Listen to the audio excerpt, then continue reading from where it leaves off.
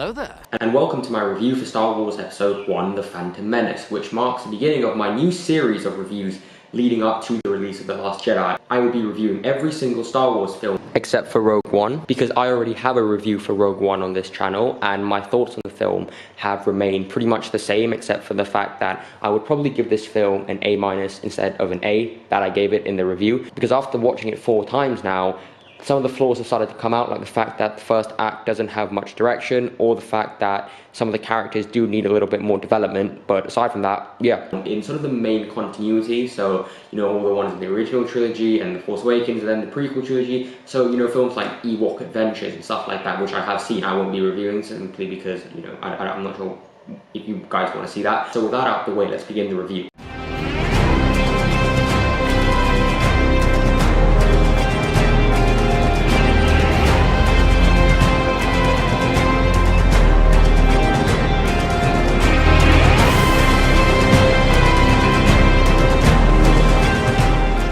This film, Phantom Menace, is directed obviously by George Lucas, and it stars, you know, you know all this, you know, if you click on this review, pretty much everyone has seen this film, right? So this will be a spoiler-filled review, it will be quite in-depth, and essentially Phantom Menace, pretty much up to The Force Awakens, was probably the most hyped up film of all time. Obviously I wasn't alive when this film came out, and I saw it when I was about 8 or 9, and even though this film obviously isn't great, a lot of people they were sort of fanboying over it when it came out, and you know, they kind of didn't want to admit the fact that this isn't a very good film, and people were saying it was really good. And you know, when you're a kid, you don't really know what's a good movie and what isn't. You know, if it has lasers and explosions and aliens, you're probably going to enjoy it, and when I was a kid, I certainly enjoyed seeing this film. Obviously, now that I'm a bit older, it's not a good film, obviously, and we'll talk about why in a second, and I think Phantom Menace was one of those films that I was really excited to see, and you know, because I love the original trilogy. I saw the original trilogy before the prequel trilogy, but I did sort of grow up with the prequel trilogy, because, you know, I played like Lego Star Wars, the complete saga, and I watched the Clone Wars series, and so I guess I just kind of grew up around the prequels in a way. So let's start speaking about some of the problems with this film. I think my biggest problem with this film is the fact that there is really no direction, there's no sense of focus, there isn't even a main character. I mean, if you can tell me who the main character in this film is, I would be very impressed. I mean, if you say Anakin Skywalker, I want to ask you this.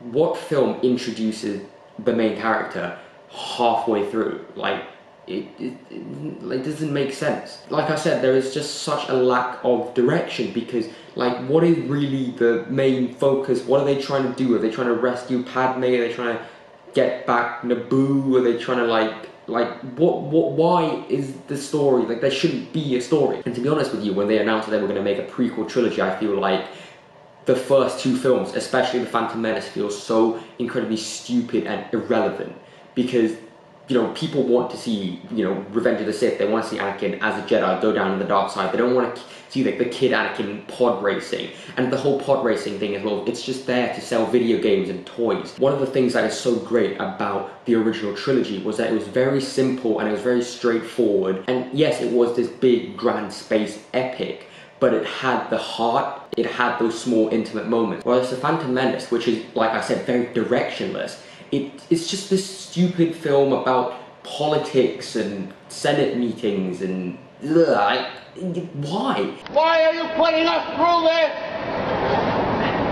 Who gave you the right?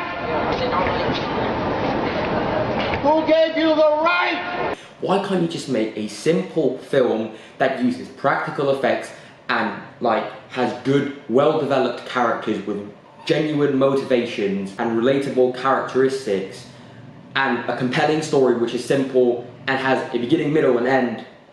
Like, it shouldn't be that hard. Like, whereas with The Phantom Menace, it's just really stupid dialogue exposition with no direction. Who was his father? There was no father. Tell us the reason! Tell us the reason why! Why are you putting people through this? Also, let's talk about some of the characters. Yes, we have Qui-Gon, who is, I think, a really, really great character. Liam Neeson played him really well. Yes, we have Obi-Wan. You know, Ewan McGregor is sort of commonly known as the best thing about these films. And yes, we have Darth Maul, who is probably my favorite Sith. I know Darth Vader is obviously a classic villain, but for me, I kind of grew up with Darth Maul. I watched him in the Clone Wars series. He was just such a badass in the Clone Wars series. And, you know, obviously Darth Maul is probably one of the most iconic characters.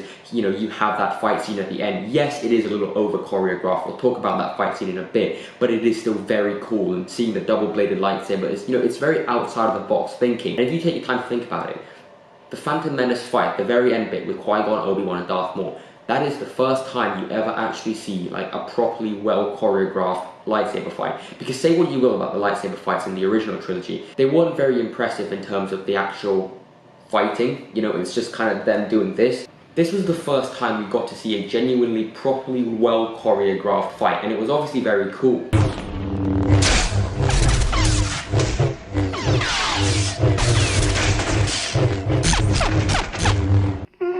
And that's something I don't like about this film. It just kind of does things because it can. Not because the story needs it to, or because it's doing it to further the characters. It just does stuff because it can, and you know, they have the technology and the money to do it. And that's it. That's the only reason they do stuff. I need a midichlorian count. Why? Who are you? How dare you do this to us? And I don't think that that's the right mindset, necessarily, when you're making a film. And even though I said that Liam Neeson was very good as Qui-Gon Jinn, I do feel like his characters sometimes felt like it didn't need to be there. Like, it could have just been Obi-Wan finds Anakin, instead of Qui-Gon Jinn and Obi-Wan finds Anakin, because it just adds another character that gets killed off, and it, you know, it sometimes isn't, it's just kind of pointless. Also, Padme in this film, Natalie Portman, is fine, I guess. Like, she has this really stupid accent, and we'll talk more about the accents when I review Attack of the Clones. But yeah, she's just kind of alright. And they have this weird like puppet Yoda thing, which in the remastered version is CGI. Sam Jackson's in this film, and he just sits there and talks. He doesn't actually do anything until the next film. Like I said, this film is just full of unnecessary stuff, unnecessary characters, unnecessary plot lines. Yes, we have to talk about Jar Jar Binks. I'll talk about Jar Jar Binks right now. Jar Jar Binks, when I saw him as a kid, I just thought, you know, it was just fine. But, you know, when you get older and you start to see Jar Jar Binks for the true character piece of shit that he really is, oh, fuck him. Now, I want to talk about Jake Lloyd as young Anakin Skywalker. Now, I feel like a lot of people give the guy so much hate for playing Anakin Skywalker, but you have to understand that not every kid actor, not every sort of child performance is going to be like, I don't know, Haley Steinfeld in True Grit, or the Looper kid. You know, you're not going to get perfection every time, and it's not just Jake Lloyd's fault. It's the piece of shit script and the weird direction from George Lucas, right? It's not all his fault. But saying that, I do have to admit that even when I was a kid, when I was about 8 or 9, when I saw this film for the first time, and I saw Jake Lloyd as Anakin Skywalker, I did think to myself, I want to punch this kid in the face so much. Are you an angel? What? An angel.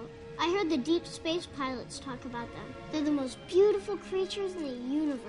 They live on the moons of Diego, I think. I will stand up, beat the fuck out of him. And, you know, even though it's not all his fault, like, when you have a kid who says, like, yippee! Like, just fuck! Yeah, let's, I guess, talk about the overuse of CGI. George Lucas, for some reason, he probably got hit in the head at some point between the making of Return of the Jedi and Phantom Menace, and he decided to just, like, fuck practical effects and just use CGI, CGI, CGI. Why? Tell us why! Tell us why! And I think Phantom Menace, and especially just the prequel trilogy, was sort of that thing that got people to start thinking about, like, you know, CGI isn't that good, we should, you know, use practical effects.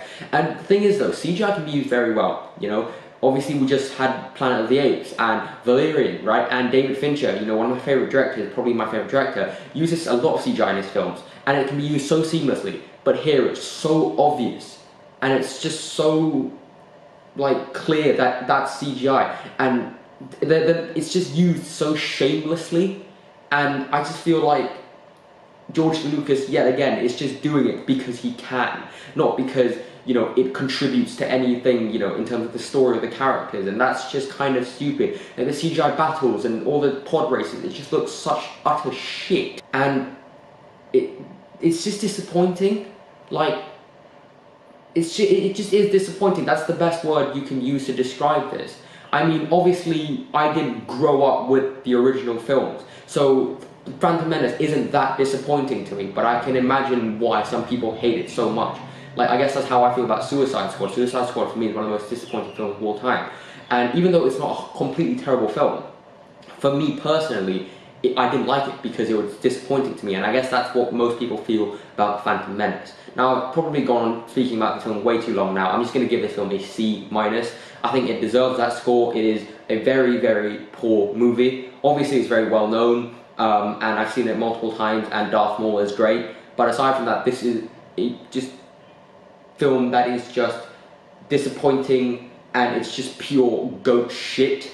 So yeah. Guys, thank you as always for watching. I hope you enjoyed this video. Look forward to my review of Attack of the Clones. I will not hold back on that review. I'm going to trash that film like there is no tomorrow. So please stay tuned for that, guys. Thank you very much for watching. Thank you.